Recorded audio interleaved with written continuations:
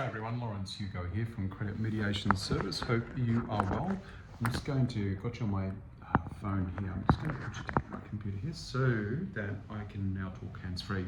Right, I'm going to talk today about how it is that you can reduce significant credit card debt in the easiest way possible and the least painful as possible. Now, I've been working with debt for 40 years in the Australian market, and I've seen a lot of stories. I've seen a lot of success stories and a lot of failures. And what I've observed in that 4 decades is that there are key formulas in reducing credit card debt, and they're pretty much foolproof. If you do this, you're going to go a long way to being debt-free a lot sooner. And these are the steps that you ought to take. The first thing is you need to take take a snapshot of your overall picture on why you're in debt. And the best way to do that is print out 12 months worth of bank statements and credit card statements. Have a look at what you're spending. Use a highlighter to code what the spending patterns are. So like pink for red and yellow for discretionary spending like restaurants and clothes and that sort of thing. And then you add it all up and you work out over 12 months how much you're spending, and it adds up. And what you might find might scare the living daylights out of you. I did it once a few years ago and it did for me.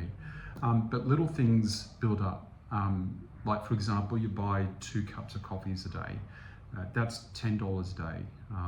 And in a working week, that's $50 a week, that's $200 a month, right? That's just crazy, spending that kind of money, because it all adds up. And if you do it and you buy lunch every single day, that's $10.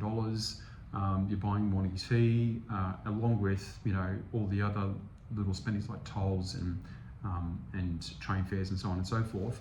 All that money just builds up, and they've got a saying for that. It's called death by 1,000 cuts. And so by printing out your statements, you can see where you're spending, like online magazine subscriptions or newspaper subscriptions, stuff that you've got regular monthly subscription deductions for various things you have online, and all these things potentially you don't need, or you might need, but you can do without. Potentially.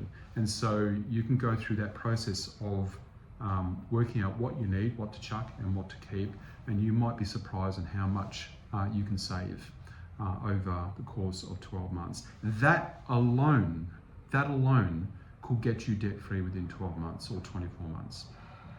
Okay, stage 2. After you've done that, write a budget. What are my critical expenses? The rent or the mortgage repayments, the credit card payments, the food, electricity, gas, etc., and how much money do I have available after the critical bills are paid? And so my surplus might be, like, say, $2,000 a month. So I might set aside $1,500 of that for paying my debts on top of the regular credit card payments that I use to service those cards.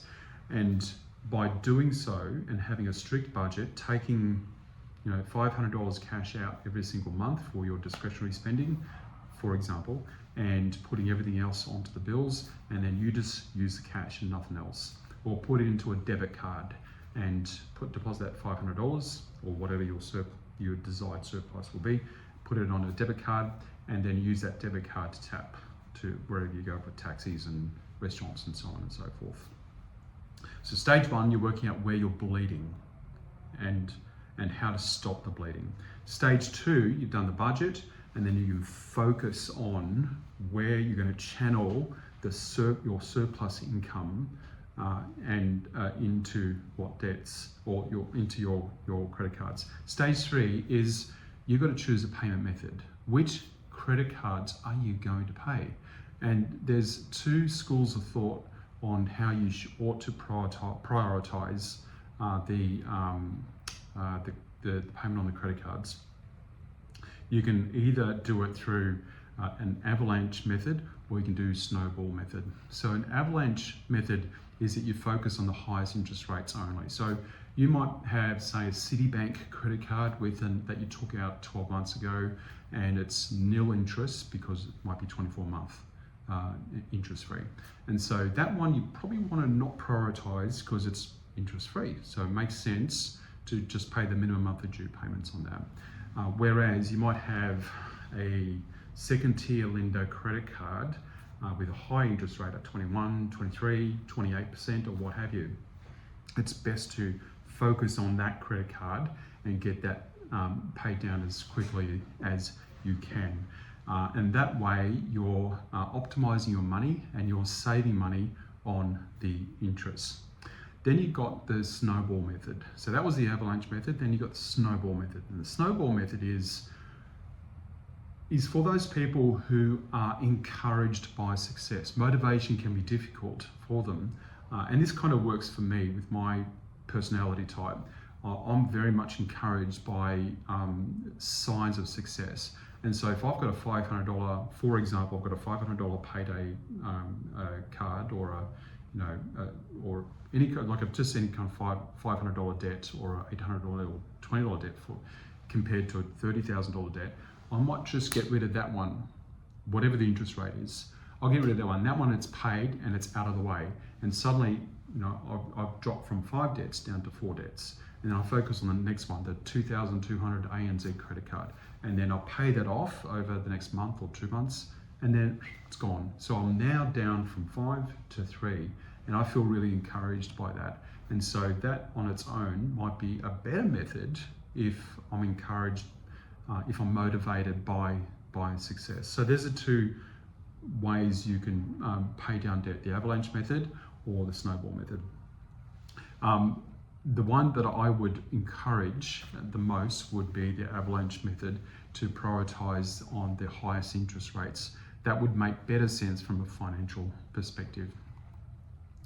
Okay, so you've created a budget, you've identified what debts you're going to pay, you've got a surplus of whatever amount that you can then set aside to pay these creditors. But what if it's not enough? You've done the calculation and your credit card debt is so significant, it's going to take 5, 6, 8, 10 years to pay it off still. And that's not long enough because you want to settle down, you want to get married, you want to have kids, you want to buy a house, or you might have a house, but you want to focus on paying that house off as soon as possible, or you've got, school fees will be coming up because your children are growing up. And so you've got to do something about your situation. You're not earning enough. So on one side, we've dealt with the budgeting, we've tightened that up, we're super tight, but the other problem is we're not earning enough money. So what we've got to do is we've got to be creative about the money that we're earning. Ask for a pay rise, get another job, have a side hustle, get a second job. There are plenty of people who've worked 2 or 3 jobs just simply to save the money to buy their first house. Every self-made millionaire will have a story about how they worked their guts out doing like 2 or 3 jobs, delivering pizzas at night, working as a waiter in a restaurant, delivering papers, like in the old days they delivered papers, but whatever, getting up 4 a.m. to do a 4 a.m. job and then going to your job at 9, your regular job at 9 o'clock, whatever it is, but you bust your ass to earn the income now, pay the price now to earn the big bucks, to sink it into the credit card debt. If you're that serious, then you'll do it. So creating a side hustle. And there might be, it might be that you'd have significant bits and bobs around the house that you can utilize to sell on eBay or Amazon to raise some extra cash to pay your debts. And you might have a spare bedroom, rent it out, share accommodation, do it for a year. There are plenty of opportunities around overseas students coming in, and they've got to stay somewhere for a year, and you might want to host them. And there's lots and lots of ways that you can earn extra cash with the aim of getting debt-free. Plenty of self-made millionaires and successful people have done that, and in some ways might be one of the secrets to their success. Excuse me. As I'm talking, I'm losing my voice, so I better wind it up soon. There's one more thing to consider. And that is, if you feel it's beyond you, employ a debt specialist like us, debt negotiators. So what a debt negotiator will do is they will negotiate your credit card debt by half or down to a third, and for a settlement. So for example, you owe $30,000 on credit cards. That potentially could be brought down, for example, to $10,000. You raise $10,000, pay it, and it's done. You don't owe any more money. There's no negative impact on your credit report, such as an arrears event or defaults. And it's a very good outcome and a very quick outcome if you can raise the cash.